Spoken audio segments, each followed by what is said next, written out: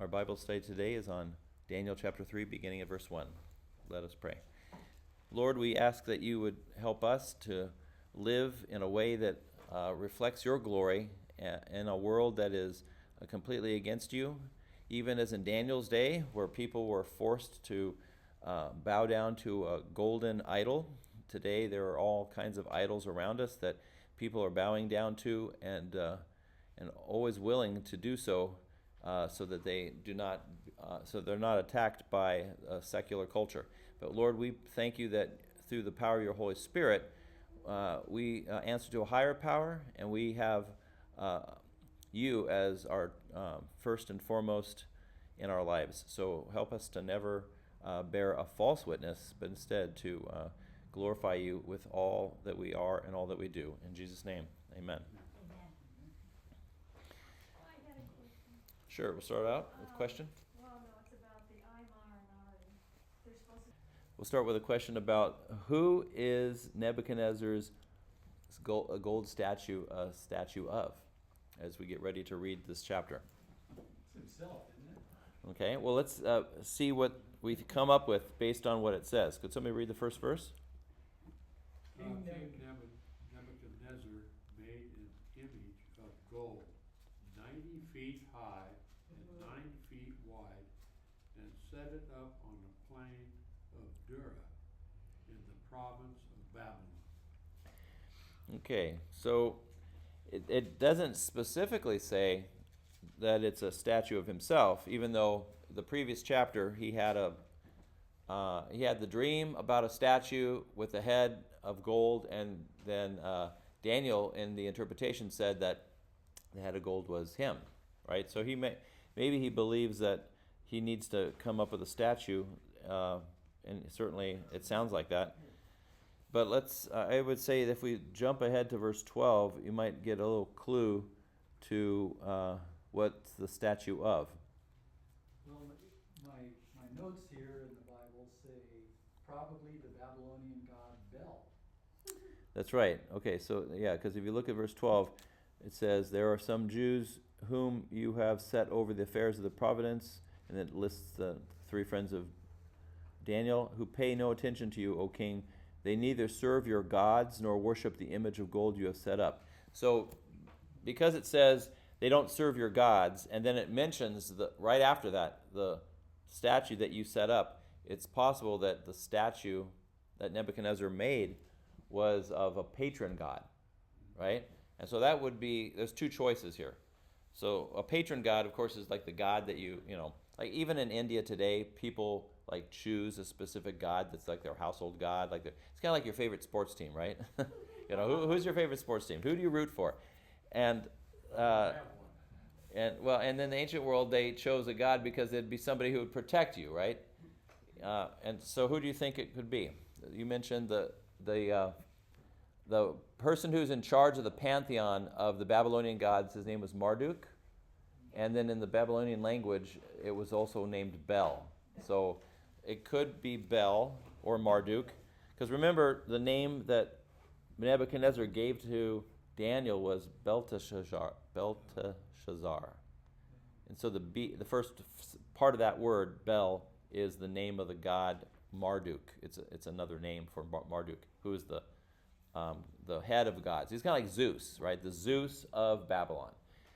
But it could also be Nebuchadnezzar's name, Nebu, is the name of another god of the Babylonian pantheon.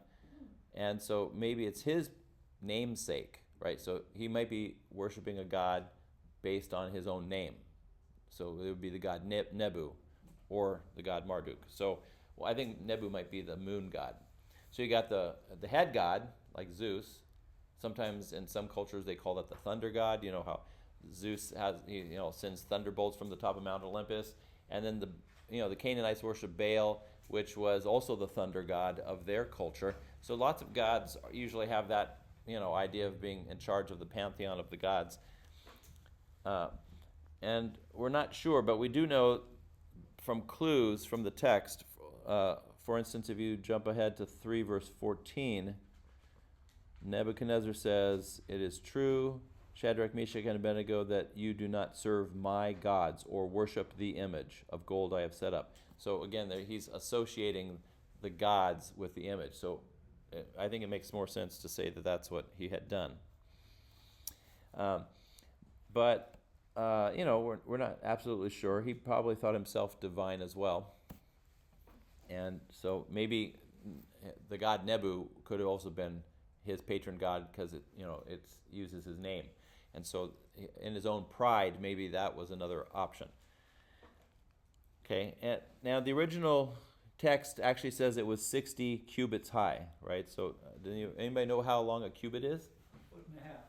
That's right. 18 inches. So it's from your elbow to the tip of your finger, and it's based on whoever was the king at the time. So in the ancient world, they kind of had, there was a royal cubit, right? The royal cubit was kind of like, it was about 1.5 feet, but it depended on who the pharaoh was or the king was at the time. So sometimes it could be, there was an imperial cubit, and then there was the royal cubit. The royal cubit was based on whoever was the king.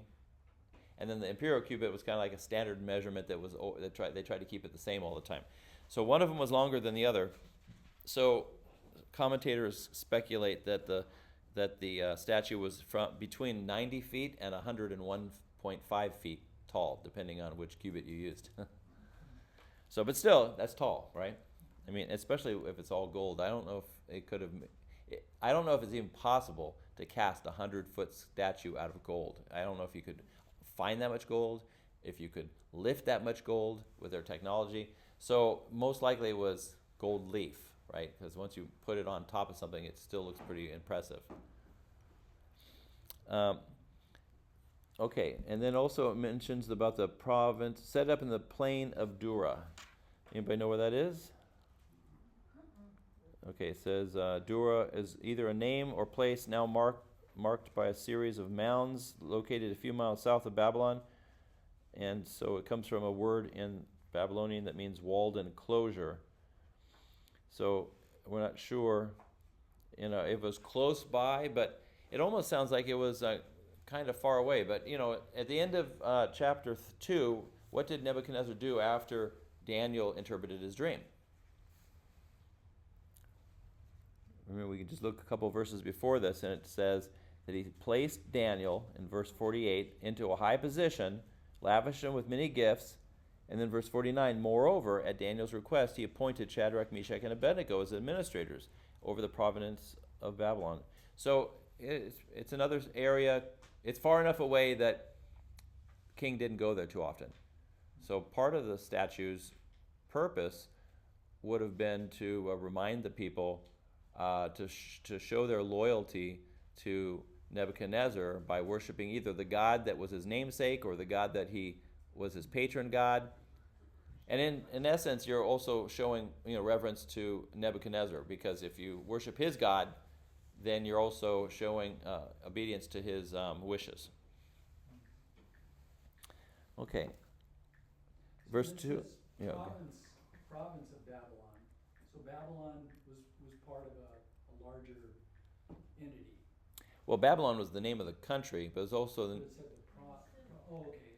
There was the Babylonian Empire, and then there was the city of Babylon, which is the capital. So it just happened that the capital was named after the city. Whereas, remember the Assyrian Empire, what was the capital of Assyria? Nineveh, right. So that it was just that they had a city, it had a different name, but the empire was named differently. So the Babylonian Empire, the headquarters was Babylon, but the whole empire was the Babylonian Empire. It says provinces, though there were other parts of it. Oh yeah, there was more than one province, and it had to do with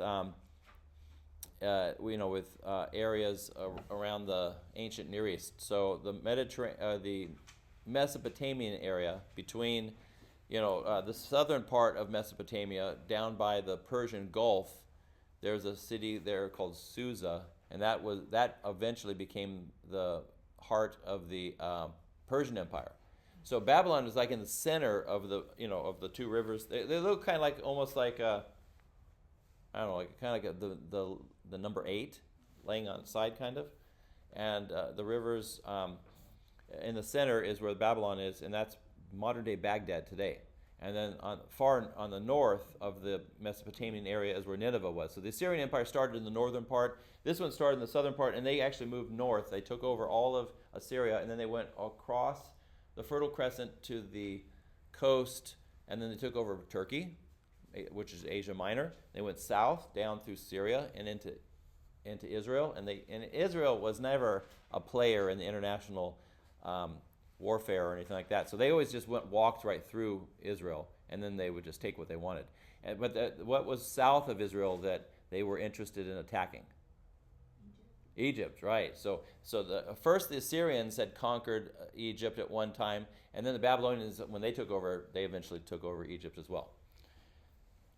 So the provinces would have been like, there was the Babylonian province of Egypt. There's a Babylonian province of Israel, Syria, which is on the coast. There's the Babylonian province of which would be modern-day Turkey, Asia Minor. And then, of course, the section around the Mesopotamian area would have been its own province. So we're not sure which one this is, but it sounds like it's close enough to the city that the king can travel there. Okay, and then the verse 2, could someone read that? Then King Nebuchadnezzar sent to gather the satraps, the prefects, and the governors, the counselors, the treasurers, the justices, the magistrates, and all the officials of the provinces to come to the dedication of the image that King Nebuchadnezzar had set up.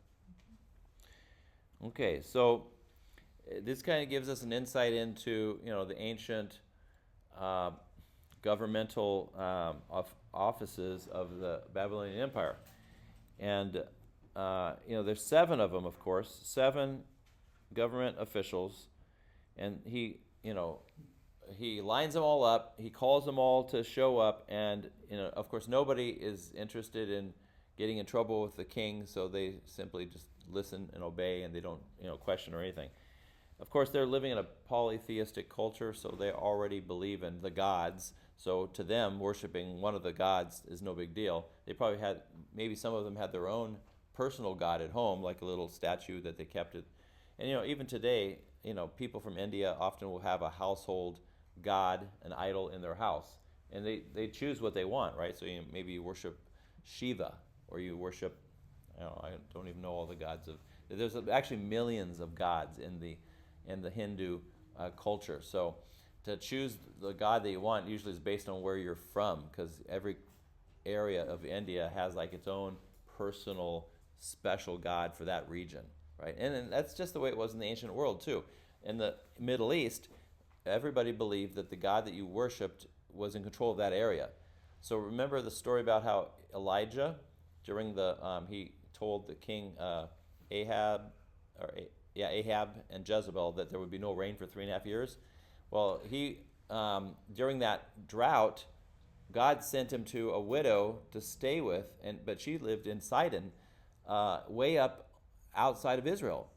So when he was there, that was kind of a test of his faith, because people in that area would have thought, well, if you leave Israel, your God has no jurisdiction in Sidon. But the god Molech does. The god Molech is the god of the Sidonians.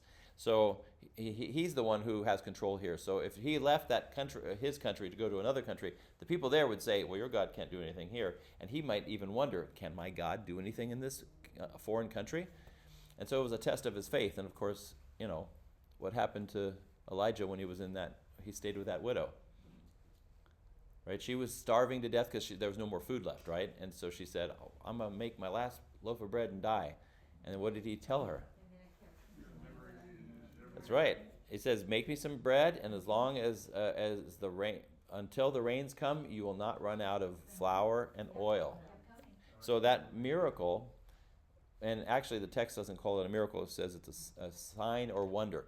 In the Old Testament, they don't use the word miracle, they use the word signs and wonders to describe something that points away from the person to the Lord, right? It's a pointing to the source of the gift or the blessing. So God was showing that he was in control, and so Elijah was a witness to that, and then he put his trust in God, and then this foreign woman got a chance to see the power of God in her midst, and so maybe she had faith. She especially had faith after her son died, and then Elijah brought him back from the dead, right? So that would have been maybe the clincher to put her faith in the true God. But here are these people in the Babylonian Empire. Maybe they don't want to bite the hand that feeds them, so they're not going to argue with the king. And some of these words here, it's like satrap, is usually, it comes from an Aramaic word, and it refers to different levels of public officials, right? So apparently, the list is from most important to the least important, right? So if you look at it from that perspective, a satrap would have been, kind of like a servant, right? Or maybe people who run, like an administrator or something like that. And prefects, somebody up higher on the food chain. Governors, that'd be similar to what the Shadrach, Meshach, and Abednego were. They were governors of regions. And then advisors, those are people kind of like similar to the wise men who talked to the king. Treasurers, people dealing with the money. Judges and magistrates, people who make decisions about how things are run in the country.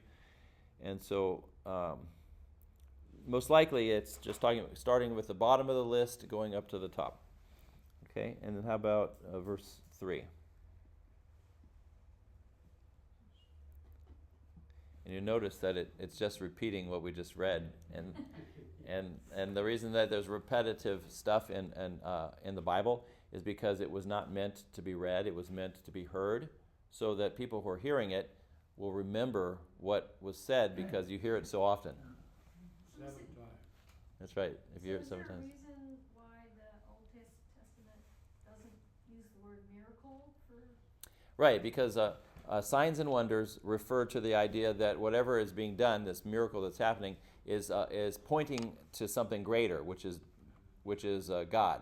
Right, God's in control. So none of the prophets ever took credit for doing the so-called miracles, but because they were a sign and wonder, they wanted people to know it was a sign that God is real. It's a sign that God is in control, that He's the one who's coming down into this world to show us His will, and so we put our trust in Him. Because usually the idea of doing a miracle especially in the ancient world, had more connotations with magic.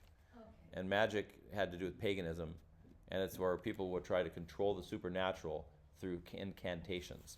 Whereas none of the prophets used incantations or spells. All they did was pray. And we still do that today. So we have the power of prayer to move the hand of God, not because we can move Him, but because God has invited us to ask Him as a loving Father. Like Jesus says in the Gospels, right? He says, if you parents who are evil know how to give good things to your children when they ask you of it, how much more will your Father in heaven give you what you ask Him, right? And so we can certainly trust that God will give us what's best. Okay, so anyways, verse 3. Then the satraps, the prefects, and the governors, the counselors, the treasurers, the justices, the magistrates, and all the officials of the provinces gathered for the dedication of the image that King Nebuchadnezzar had set up. And they stood before the image that Nebuchadnezzar had set up. Okay, so you can see lots of repetition. And it just tells us what he was doing, right? So Nebuchadnezzar, this is like his inauguration. He had this dream, and then maybe he was trying to bring the dream into reality. Okay, and then verse 4. Then the herald loudly proclaimed, "This is what you are commanded to do, O peoples, nations, and men, every language." NIV. That's right. So, okay, so then, so notice there would be a herald, a person who's in charge of, giving official messages. And we found in archaeology that this has been common for a long period of time. For instance, there's a place that was found, an inscription on the temple from the time of Jesus that said that the herald of Pontius Pilate stands here. And it was a piece, it was on the corner of the temple in Jerusalem that when the Romans destroyed the temple in 70 A.D., it fell down, and they destroyed the entire temple, and so that it says that not one stone was standing upon another. But over the centuries, they unearthed this inscription that had been at the top of the temple. So it was like highest point where a person could stand, and then they could be heard throughout the streets of Jerusalem below. So most likely, this herald would have been doing that. He would have been proclaiming it from the wall of the city of the province that he was in. And then, he tells the people that this is what you're to do. And then notice he lists not just, the people who are citizens of Babylon, but he says peoples, which would be the people who are the citizens of Babylon. And then he says nations and men of every language, right? So a nation is most likely similar to the Hebrew word goyim, which is the word for Gentiles, right? So it would be other people. Of course, usually the word Gentile means non-Jew, but it also just means nations. And so in this context, it probably meant the people who were not part of the Babylonian citizenship, which would include the Jewish people too, right? And then men of every language. So anybody who had been taken into exile, because the Babylonians like to take people from other countries and move them into their country so that they could, use them as slaves. But also they would take some people from the other countries and move them to other foreign countries so that they would be living in a foreign land. So there was probably people from lots of different cultures living in the Babylonian territory. Okay, next verse. Verse 5. As soon as you hear the sound of the horn, flute, zither, lyre, harp, pipes, and all kinds of music, you must fall down and worship the image of gold that King Nebuchadnezzar has set up. Okay, now one of the things that's interesting about this verse is that the words here for these instruments are actually which language? Anybody, I don't know if you probably wouldn't know just by reading it in English, but if you in your study Bible, it'll tell you that this is that these are all Greek loan words, right? So, like the word Amen, what language is that? It shall be so. Now, well, the word Amen is an actual language. What language is it? It's Hebrew, right? So it's not actually. There's no English word that we're using to translate it. We're just using the Hebrew original word, which is the word Amen. So whenever you use a word from another language and it becomes part of your language, it's called a loan word, right? So the word hallelujah is another Hebrew loan word, right? And it literally is Hebrew for praise the Lord. And Amen means yes, it is so.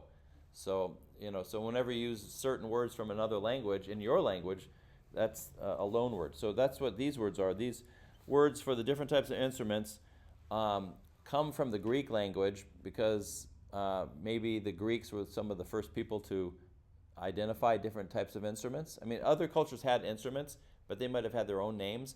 But because the Greeks were so influential, they probably the words that they used for these instruments became more common among other countries. And so this is, in the Babylonian language, they used the Aramaic, right? So they would have been speaking Aramaic. But the word for horn, flute, zither, lyre, harp, pipes are all. A zither is similar to a kind of like a harp, but it's flat. Yeah, it lays flat, and so it's kind of like a guitar with lots of strings. An auto harp. Yeah, something like that. So, yeah, it's a stringed instrument. Yeah, it's a stringed instrument. My translation doesn't say flute, so what's the word for flute? Didn't you say something? It said flute? Right.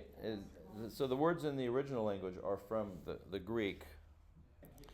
Yeah, so let's see. The different words are come into the Aramaic as from the Greek language. So there's a word for horn that often refers to a horn from an animal that they turn into an instrument. There's the word for pipe is actually comes from a Hebrew word which means to hiss or to whistle, which in the language it means any woodwind, right? So it could be a flute, but a flute is a specific type of woodwind. It could be any other type of pipe. A double reed pipe. I don't know. There's other types of piped instruments. So the thing is that we don't know exactly what modern instruments would correspond to these ancient ones, but we know that it's talking about stringed ones, and then ones that you use woodwinds. There's no percussion in there. That's right. It's interesting that, yeah. So they obviously didn't mention. It does say all kinds of music, harp and all kinds of music. So it's possible that. Or a tambourine. Or is one of those words tambourine? No, there's no tambourine in there. Cymbal? Does it have the word cymbal there? No. It mentions woodwinds and stringed instruments. That's all. But it does say all kinds of music. So anyways, the point is that they're going to have some kind of a Babylonian band that's going to play, and as soon as they play, everybody's supposed to bow down. And whether or not they played any specific type of music. Sort of like the Muslims, the call. Yeah. Big tower. Yeah, that's true. In the Muslim faith, they have the call to worship, and they're supposed to pray 5 times a day. And so if you live within hearing of a minaret, then you'll be able to hear it. Obviously, people who don't live within the hearing distance of that would have to have an alarm or to know the time or keep track of it. But in the ancient world, there weren't any watches, of course. So they'd have sundials, and people would have to watch the sundial, and they'd be like the official timekeepers, and they would be playing the music at the time that was prescribed.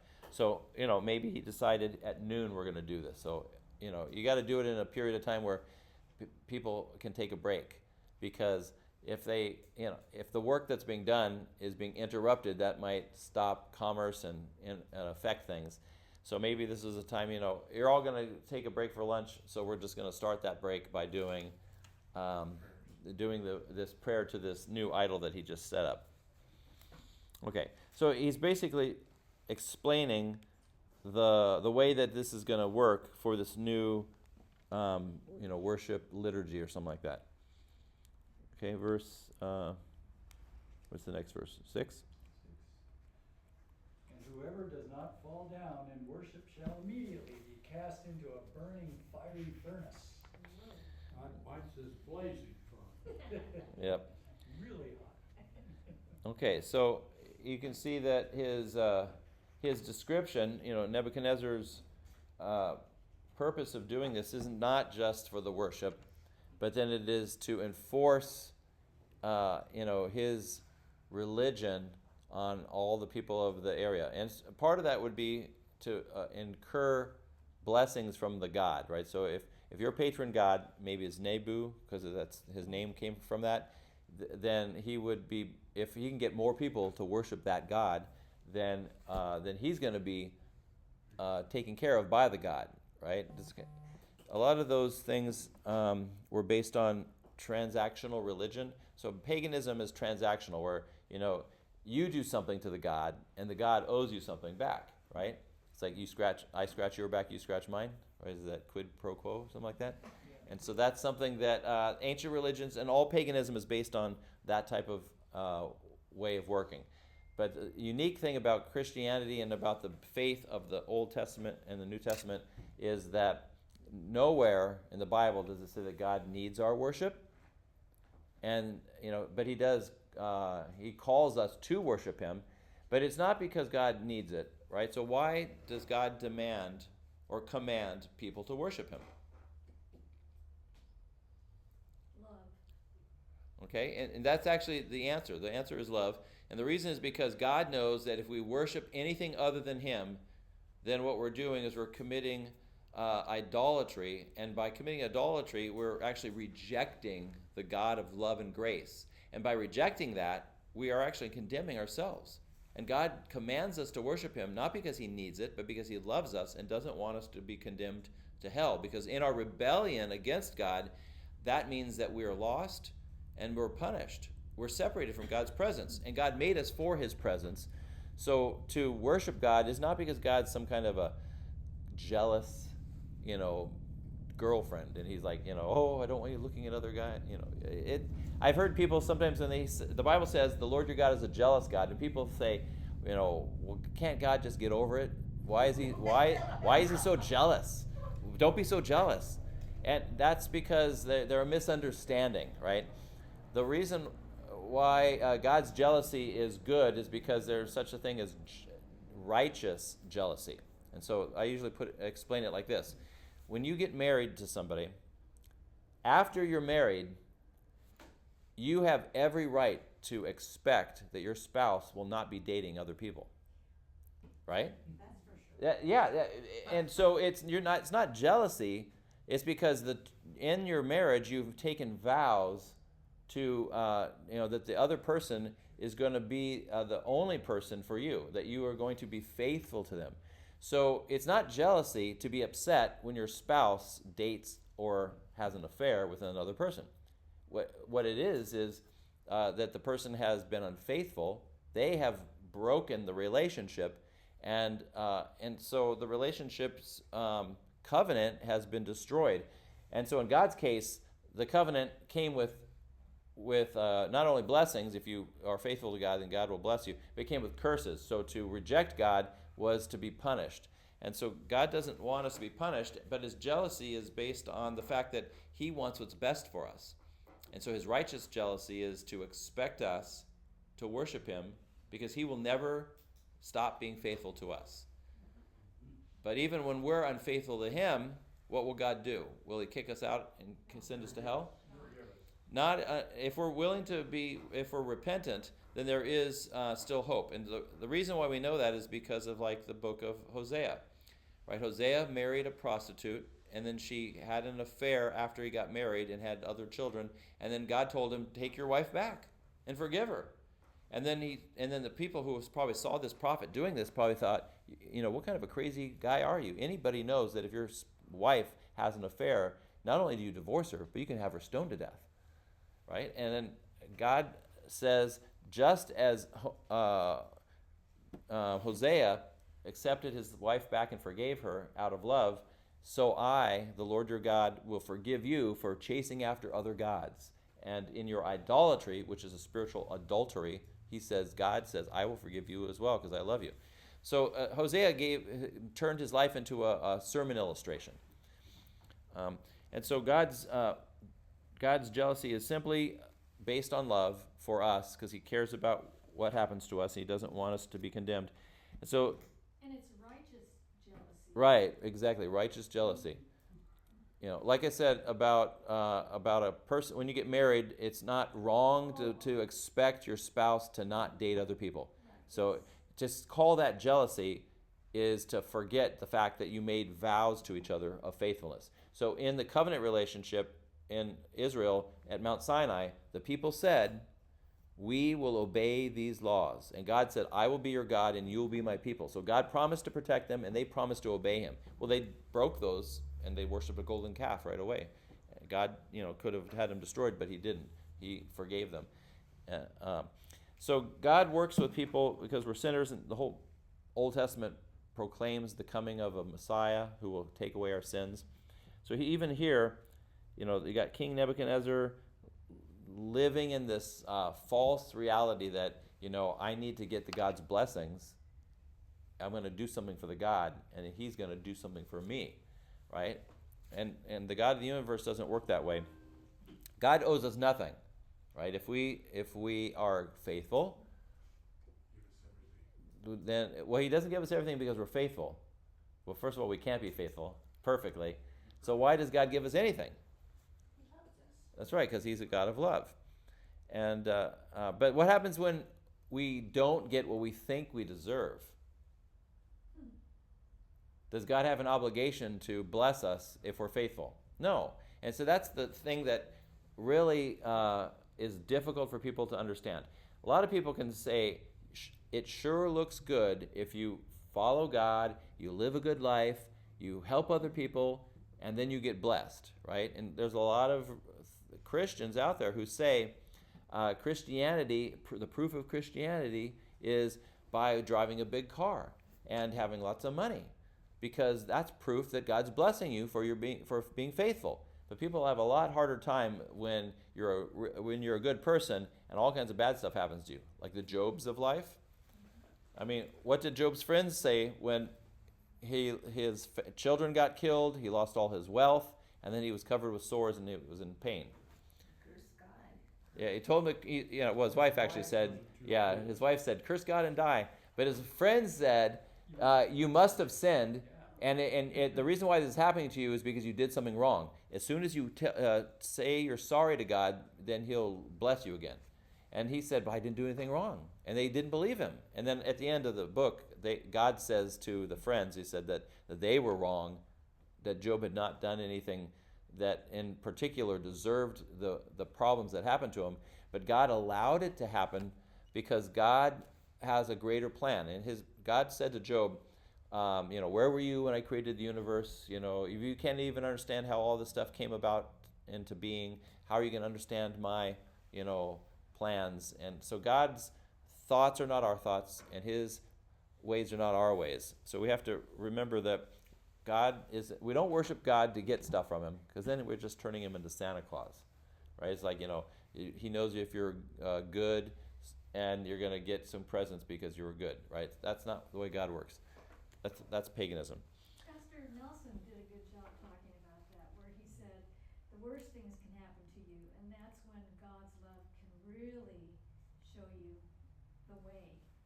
Yeah, more often than not. Aha moment of the worst things that happen. Yeah, when life is going good, it's easy to forget God, and when things are going bad, coming to realize that God is there for you, even in the midst of your pain, is helpful.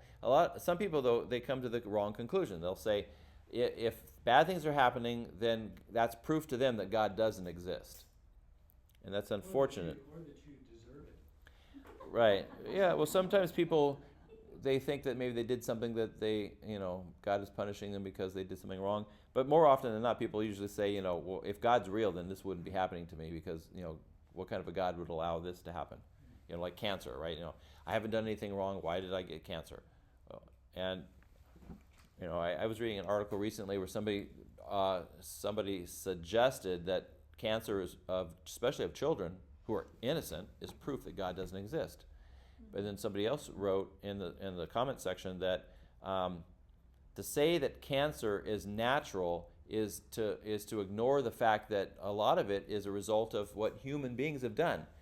The majority of cancer is a result of chemicals and radiation and environmental things that happen to you. Even stress can cause cancer. So these are human origins of cancer. So more often than we think, we're the source of the curse. Just like it says in Genesis 3, right? And Adam and Eve sinned. It says that the curse went across the whole creation. Not just them, but suddenly nature was fighting against Adam and Eve. By the sweat of your brow, you will have to earn your food. Before that, he just walked through the garden, picked stuff, and ate it. And now, nature is going to withhold itself from them. In fact, even attack them. Animals are dangerous. Nature, there was probably no poison ivy back then, or poison mushrooms. But suddenly, all these things are there against them. I'm trying to recall and try to relate it to what we're talking about. There's a verse that says, and I will make your way profitable and you'll have good success. Yeah, there is definitely some proverbs that say things like that. Is that what it is, Proverbs? Yeah, and so the thing is that we can't take a single verse and that becomes the whole theology, because you can certainly find verses in the book of Proverbs that say, when you obey God, then you'll be blessed. If you disobey God, then you'll be cursed. And then so it makes it sound like, blessings are proof that your obedience is earning something from God. But the book of Job is one of those books in the Bible that gives us the rest of the picture. So we have to weigh the fact that, what happens when bad things happen to good people. And does Job just give up on God?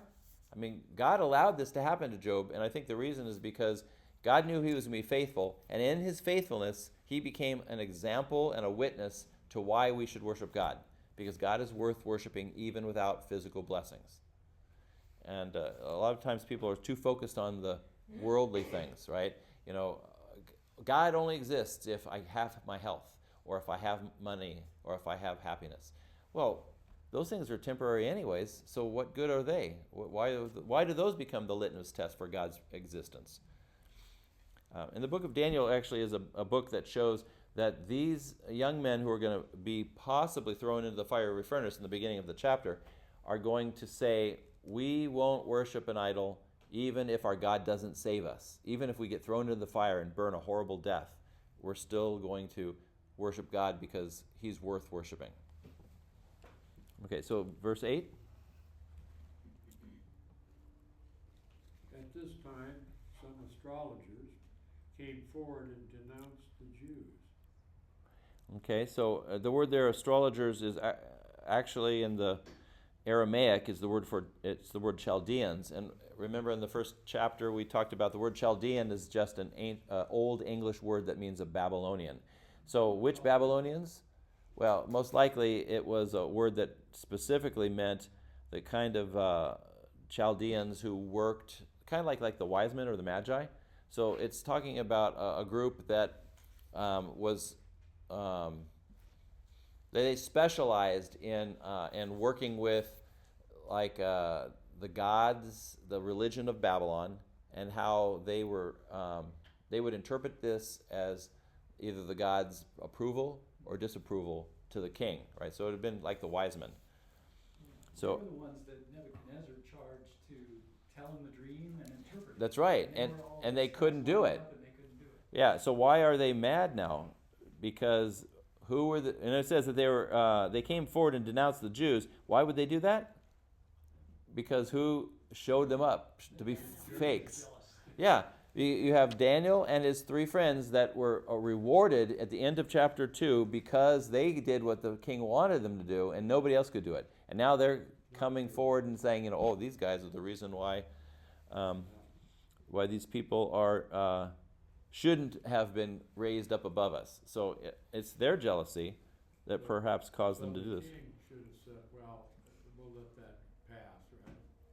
Well, he should have, except that, the Jewish people were foreigners in Babylon. Right. And so no matter how much he liked Daniel and his friends, he did show some favoritism to them because, they obviously were able to do what he wanted. But the other people, the astrologers or the Chaldeans, their jealousy is the reason why they do this. And the king is never going to be able to come right out and say, I'm going to lift them up above everybody else and listen to them. If you can find anything wrong with these foreigners, then the king of Babylon, in essence, is really going to be forced to do something against them. And we see that that's the play that is done throughout the book of Daniel. Because later on, this happens in the Persian Empire. When the Persians take over after the Babylonians, the king Darius is blackmailed by the wise men to pass a law that if anybody prays to any other gods besides the king, then they should be thrown into the lion's den. And they did that because they knew that Daniel always prayed to his God out, like in front of a window so they could catch him. And so it's the same thing is going to happen. That there's always this jealousy among the false prophets. Okay, verse 9. I love the word maliciously attack the Jews.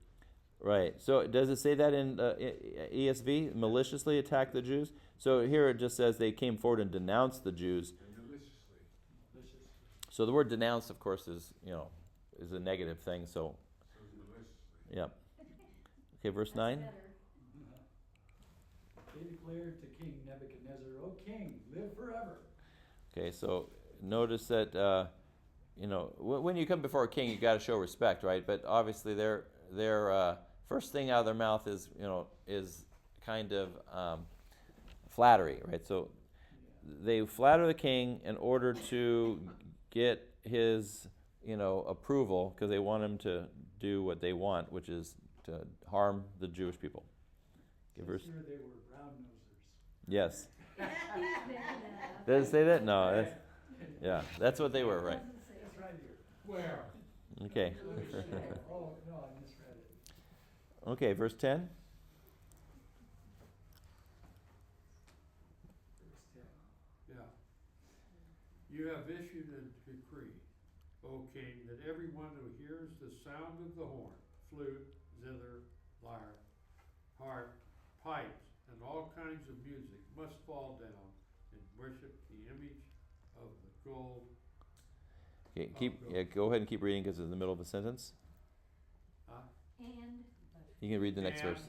That excuse me, and that whoever does not fall down and worship will be thrown into a blazing furnace. So they're actually just repeating what the king said. So, you have the same thing that was spoken in verse 5, which was the command, and then verse 7, which was the repeat of the command, and then now it has the third time that's being repeated by the astrologers. Okay, and so obviously Nebuchadnezzar knows that they're up to something because. But they're pointing out, let's see, the next verse is where they're going to point out who is violating the rule. Okay, verse 12. But there are some Jews whom you have set over the affairs of the province of Babylon, Shadrach, Meshach, and Abednego, who pay no attention to you, O king, that neither serve your gods nor worship an image of gold you have set up. Okay, so why do you think that these Jewish young men are refusing to serve the gods or bow to the image of gold? Because they only serve the God. That's right. So what they're doing is they're following the commandments, right? So what is the commandment? Lord your God. That's right, the very first commandment. You shall have no other gods before me. And then, some Christian denominations include the explanation of the first commandment as a second commandment. You shall not make a graven image unto the Lord. But in the traditional counting, which is in the Catholic, Orthodox, and Lutheran tradition, that's the explanation, right? So we say you shall have no other gods, and then the explanation is you shall not make any graven image, either in the heavens above or the earth below, of anything that anything that's created. And then the second commandment, do not take God's name in vain. If you call making a graven image the second commandment, then you have to find another way of combining them. That's why when you get to 9 and 10, you turn that into the same commandment, which is the coveting commandment. Do not covet your neighbor's wife. Do not covet your neighbor's house. And then the 10th commandment, do not covet your neighbor's wife, or his manservant, or his maidservant, or his ox, or his donkey, or anything that is your neighbor's. But before the exile, the people of Israel had gotten so far away from the commandments. For instance, the commandment about not bowing down to any graven images. King Ahaz, during the time of Isaiah, was actually worshiping idols like the idol Molech, and he offered one of his children as an offering in the fire to Molech, right? So you've got all these other gods, and even Solomon himself, it says in 1 Kings 11, he allowed his, he had 1,000 wives, and he was, and he followed their idolatry because he was married to like the queen or the princess, the daughter of Pharaoh, and so she probably wanted to set up a temple for Isis in Jerusalem, and he couldn't say no to her. Because then she would tell her dad, and maybe there'd be kind of warfare or something. And so he ended up, succumbing to the pressure to worship these gods. So throughout the centuries, the kings of Israel were worshiping gods. The people were worshiping false idols. And now you get into the exile, and then the opposite is happening. So the exile was actually one of the best things that ever happened to the people of Israel. Like you were saying before, sometimes it's only during the worst of times that people actually come to realize how important God is, and then their faith actually grows. Does your faith grow when everything is going great? No, because then you start to believe that maybe you did this, or your happiness or your good life is a result of your hard work or something. I use the word failure because you measure success against the failure. Yeah, so it's good to fail sometimes. Yeah, failure teaches us a lot of things. Well, actually, the greatest teacher is pain, right? Pain teaches us that we're not in control, it teaches us not to rely on the things of this world, and it also helps us to see that we need help and then a Savior. And so once we need a Savior, then God is available for us to actually put our faith in. It's when you don't need anything that you don't think that God exists. So, but these people in the ancient world, they believed in lots of gods. So it wasn't so much that their disbelief in God, it's that they believed that the false gods were actually real. And so out of the jealousy, these other astrologers get Shadrach, Meshach, and Abednego in trouble. And then they tell the king, and of course the king is angry. And so let's just finish off with these last couple of verses. Verse 13. Furious with rage, Nebuchadnezzar summoned Shadrach, Meshach, and Abednego. So these men were brought before the king.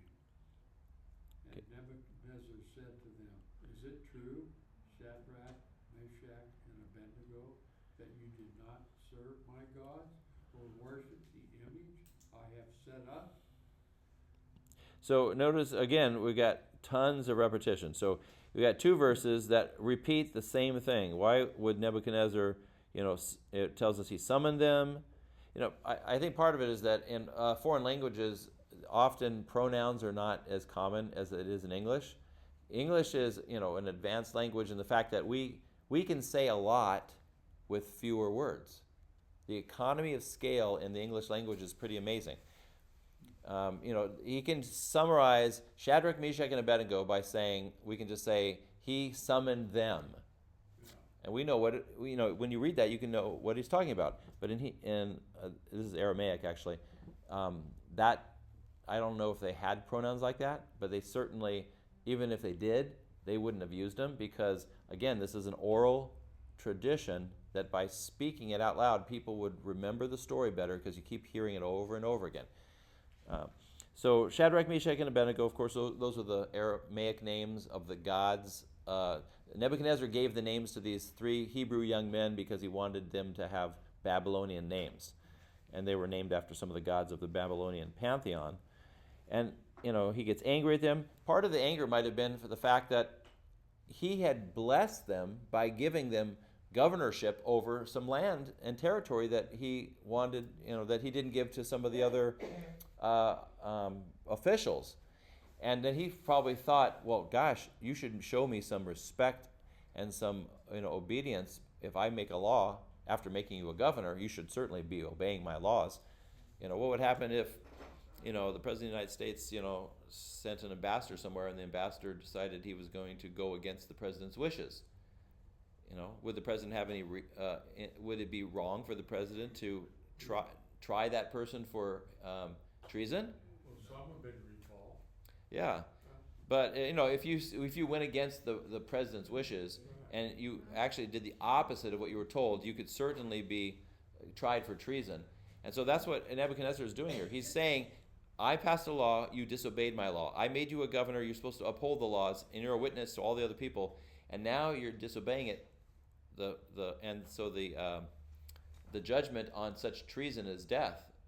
Even in our own culture, people who do things like that will be in trouble. They could be executed for doing something like that. But this just goes to show that the human government and officials do not have the highest position for God's people. They had a higher calling, and that was to follow the commandments of God. So the first commandment, you shall have no other gods, is of course not only the first, but it's also the most important. Because if we disobey that, then we have no reason to obey any of the others. And if we obey that, then we'll want to obey all the other commandments, right? If you put God first in your life, are you really going to steal? Because stealing dishonors God. And then you're breaking the first commandment too. If you commit adultery, you're not only breaking a commandment, but you're disobeying God, so you're breaking the first commandment as well. Every time you break one of the other commandments, you're breaking the first commandment. And so here they're trying to keep the first commandment, and Nebuchadnezzar is angry because he has the wrong worldview. His worldview is that the world is filled with all kinds of gods, and I've chosen the God I want to worship, and you better obey what I tell you when it comes to. He probably felt he got stabbed in the back. Yeah, he probably did. Right. I showed you some favor, and look how you treat me. Right. And any kind of mob boss would execute somebody for doing something like that. And Right there. yeah, and so there's all kinds of reasons why we don't necessarily have any reason to disagree with the way he's acting, because in our world that's just the way things work. Yeah. If you don't, if you go against a person, if they gave you a favor, shouldn't you return the favor? And that's the way the world works. But they see that there's a higher power, and they're not going to go against the Lord their God. Okay, and so next week we're going to continue on with the rest of this, because let's see, where did we leave off, on verse 14 or 15? 14. Okay, so in verse 15, in the middle of the paragraph, because it gets into now the whole point about how they're going to react to the king's demands. Okay, so we'll stop there and start at verse 15 next week.